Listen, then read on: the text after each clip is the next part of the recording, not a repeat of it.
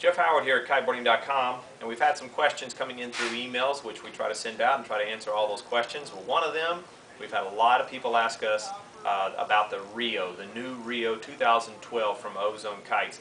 We did get our hands on these, and we did put them through the test, did some really good flying with them, and a lot of range of winds, anywhere from about 14 all the way gusting up to about 30, and we want to give you some of these highlighted points.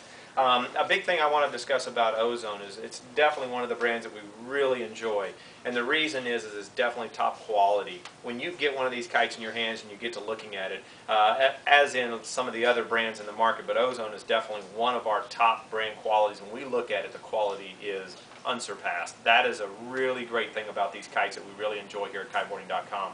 Now the REO, we were given some of the notes about the REO, and the REO was wanting to fit into the category of surf style. Now when you get into surf, there's a few points that you really focus on. One is stability. And what I mean by stability, there's two different sides that we talk about, that I like to talk about in stability. One is when you release the pressure of the bar, either turning toward the kite or whatever you do, you want that kite to back up with you. So when you're riding a wave and you turn, push out on that bar, forget about the kite, and the kite stability makes it want to back up as you turn toward it.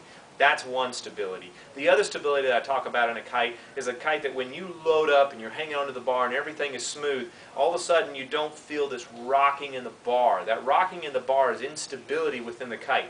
When you get a kite that's really stable, it'll lock in and just be solid. It'll just give you that full solid power. Well, when I took out this REO, there were two things I was looking for. Is those two stability points, and I cannot tell you, this kite is phenomenal in that point. We have pulled up kites and we'll fill some of that hunting in there. Not that it's a terrible bad point, but I'll tell you, that cell is working to 100% of its ability when that thing is locked solid when you pull on that bar. The REO, I was blown away with.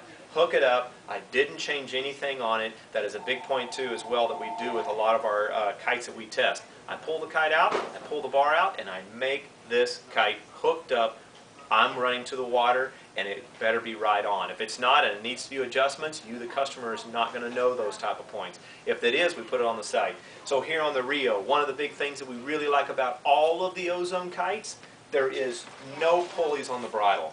This is a really great point. Now a lot of the kite tuning, it takes a lot of work to get a kite to do the full range of D-power and power and stability without pulleys. Ozone is one of the top brands that have done this. You will look at all their kites, there is no pulleys for failure. Really clean system. They have their own unique bridle and hookup points, which are really nice, beefed up, reinforced, but also tucked into their seams. Just a clean overall type build. Now, when you get down to the REO, it's a three-strutted design, which a lot of kites are going in that direction. And the reason they do that is their shaping is getting a lot better. Number two, I love it because of weight. When you cut down the weight on a kite, it gives you more power to the rider. So, with that in mind, it's got the three-strutted design. They have very small struts. That is another pinpoint. Cutting away the material decreases the weight. Other things than that, it's a direct connect to your bridling points on the kite, and I really like that. It's really clean, really simple. Now, if I can talk to you about speed, when you turn this kite, it is unbelievably fast. That thing is a really good point when you get out on the surf and you want that thing to turn and go in the direction you want. It's a great kite. Now, when I got out there and started freestyling, man, let me tell you, when I fish and pulled this kite to get it to do a turn and or a transition kite loops or whatever, let's just say I did 2 loops for what I would normally do with just a standard all-around type kite. So you've got to get used to that. There's pluses and minuses with that depending on what you want to do, but you just have to decrease your input. You can also go down to maybe a smaller, narrower bar. It's kind of those pinpoints, but this kite is really, really fast. And it's not a delayed fast. So some kites you'll see that when you turn that kite, you'll get a delay and then it'll take off. That's one of the things in the C4 that the Ozone has, that it's kind of a delay, but when you get used to that delay, a lot of guys will rail, fish and pull and be ready, and then it just yanks them. The REO is not that way. That thing will just take off. It takes off with a really quick speed and very, very fast response. But the stability in this kite is unsurpassed. It's one of the top on my top of my notch for sure. Construction is phenomenal, as I was saying.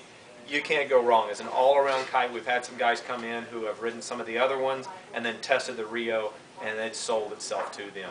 Its stability, easy relaunch. It's got all these possibilities. So out of the Ozone line, I can tell you I really like this kite. There are other kites in the market that I really enjoy as well, but this is definitely one I will have in my truck to have out for my surf type kite. So I want to show you a few of the changes they did as well. In the 2012 lineup, they changed the bag. Really nice. It's, what you can't see on this is a screen on each side. If your kite's wet, you don't want them totally balled up. You want to get them aired out as much as possible. But we definitely recommend dry your kite out a little bit out of the sun before you put them in. They get to smelling, but not that that's going to hurt them. But there is screen. Internal, it has a bar bag, so you can put your bar separate on the inside. So if it's wet, I enjoy it putting it on the outside just in case if it's wet it doesn't stink.